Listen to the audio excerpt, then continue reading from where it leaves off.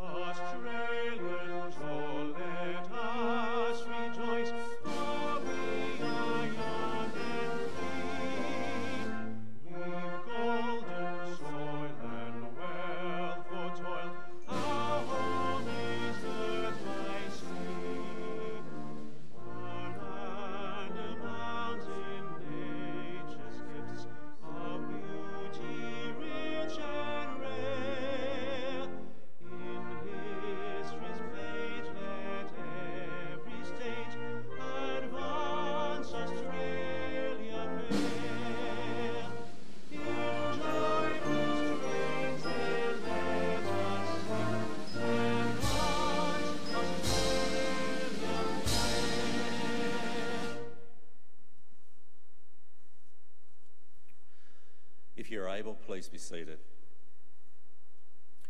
The Australian War Memorial was the vision of Charles Bean, Australia's First World War official historian. Bean landed with the Australian troops on Gallipoli and stayed with them at the front through to the end of the war. The idea of this national memorial and museum came to him at Pozières, France, in the depths of the bloody fighting of 1916. Bean's idea was that this would be a place where families and friends could mourn loved ones buried in faraway places.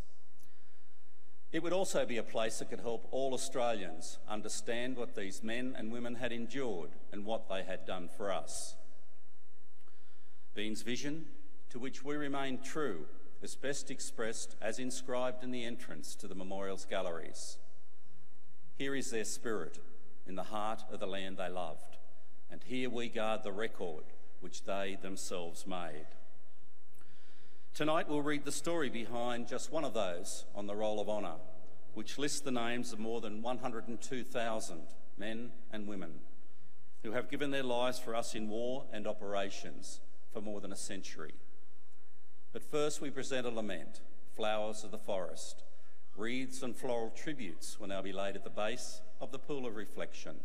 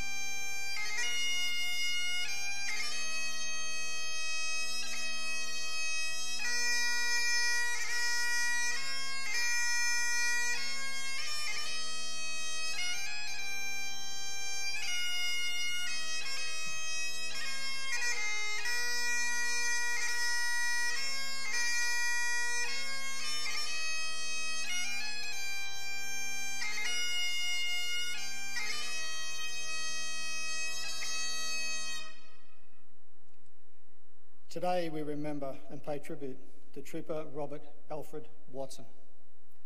Robert Alfred Watson was born on the 14th of July 1894 in Narrabri, New South Wales, to George and Janet Watson. After growing up on the family property at Spring Plains and attending Narrabri District School, he went to work on the family property as a grazier. When his father died suddenly in 1912, Robert continued working the property. By the time the First World War began, he had been joined in this work by his younger brother, John. Robert and John enlisted for service at Liverpool Camp on the 17th of July 1915. After initial training, the brothers were allotted to the 10th Reinforcements to the 7th Light Horse Regiment. They left Sydney on the 5th of October 1915 aboard the transport ship Themistocles, bound for the training camps in Egypt. Watson saw his first major action on the 4th of August at Romani, when the 7th Light Horse took part in defeating the Ottoman drive on the Suez Canal. The 7th Light Horse was in action again the following day at Katia. The regiment spent the next few months patrolling the desert. In September, Watson was hospitalised, suffering from dysentery. After being released from hospital at the end of October, he was posted to the 2nd Light Horse Training Regiment. He returned to the 7th Light Horse in late April 1917, and after several months of operations in the desert, was sent to Port Said Rest Camp in early October. He returned towards the end of the month, in time to take part in the wide flanking manoeuvre via Beersheba. This action saw the bastion of Gaza finally fall to the Allies on the 7th of November. With Ottoman resistance in southern Palestine collapsing, the 7th Light Horse Regiment took part in pursuing the retreating Ottoman troops. During an advance on the 9th of November, the 7th Light Horse Regiment came under artillery and machine gun fire, and Watson was shot in the abdomen. He was evacuated to the Nottingham and Derby Field Ambulance at Ulis, north of Gaza, but the wound proved to be mortal and he died the following day. He was 23 years old. He was initially buried just outside of Ulis, but following the end of the war, he was reinterred in the Gaza War Cemetery. His brother John survived the war and returned to Australia in 1919. Robert Watson's name is listed on the Roll of Honour on my right, among almost 62,000 Australians who died while serving in the First World War. His photograph is displayed beside the pool of reflection. You will see him in the front row to the right. This is but one of the many stories of service and sacrifice told here at the Australian War Memorial. We now remember Trooper Robert Alfred Watson, who gave his life for us, for our freedoms, and in the hope of a better world.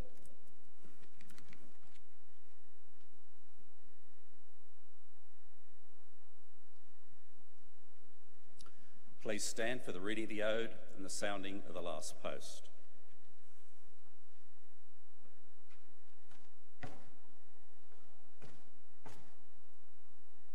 They shall grow not old, as we that are left grow old. Age shall not weary them, nor the years condemn.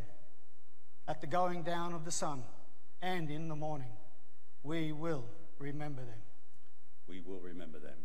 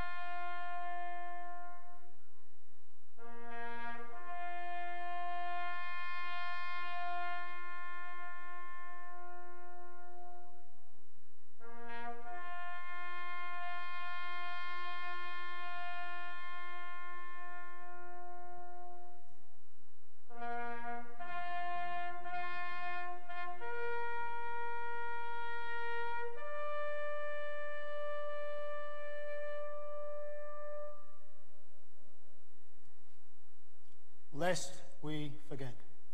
Lest we forget.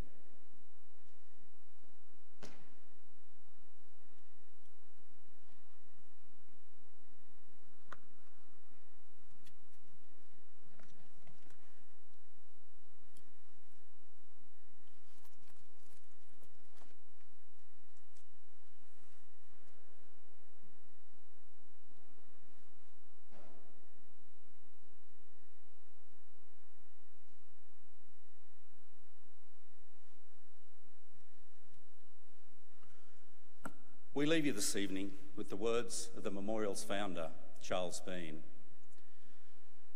Many a man lying out there at Poziere or in the low scrub at Gallipoli, with his poor, tired senses barely working through the fever of his brain, has thought in his last moments, well, it's over.